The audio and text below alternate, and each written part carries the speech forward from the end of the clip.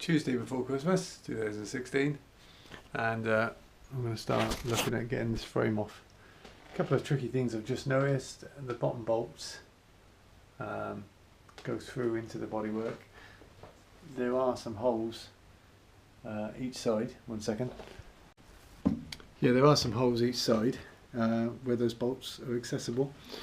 The tricky one is that on this side, where the control rods come through, the hole and the way it lines up with the bolt head the other side is slightly obstructed.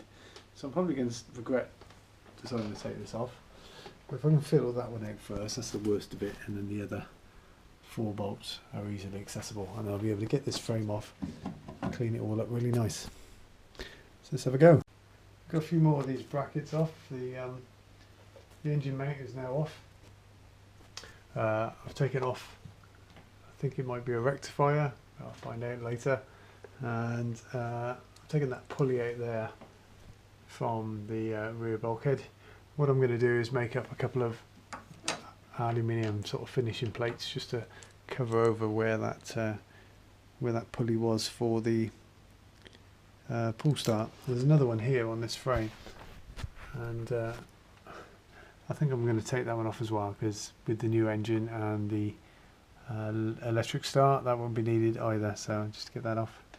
Just noticed that there's another set of cables, or the remains of, just sticking out there, which match those. Obviously those were the pulleys to I'm guessing they may have been possibly the throttle, but I'm going to trim them back a little bit further anyway.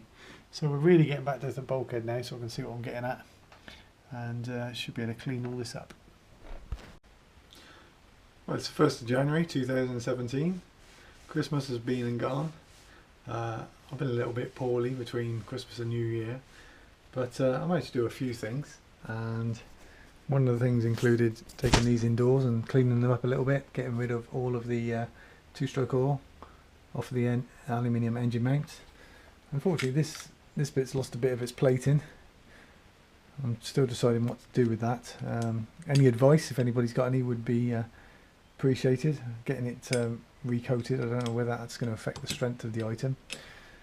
Seems to be the easiest option, maybe just to rough it up a little bit and spray it with some etch primer and possibly some silver paint. But appreciate any advice on that. Just found a few more aluminium bits that I need to clean up just to get them in a similar state. I believe these engine mounts, from what I can see, look to be in a fair condition, but again, I'll have to seek some advice on that. If anybody's got any thoughts in the meantime, please let me know. And that's the exhaust, the radiator mounts as well.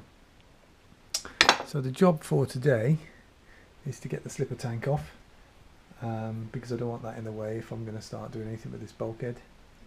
So I'm going to jump on the floor and have a go at that in a minute. Oh, I'll just show my new addition that I got for my birthday off my sister. Something just to brighten up the workshop a bit. So thanks for that, sis. Right, let's get started.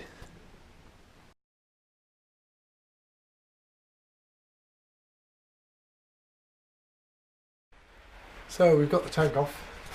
Again, the thing that amazes me most about this is the weight of it. I mean, it weighs absolutely nothing. Really clever bit of kit. Same material as the other tank. Appears to be in good condition. The sender unit, the drain, the inlet, and we've got a breather up on the top there. So I'm just going to clean it up, put it to one side, and keep it safe, ready for the reassembly. Looking good.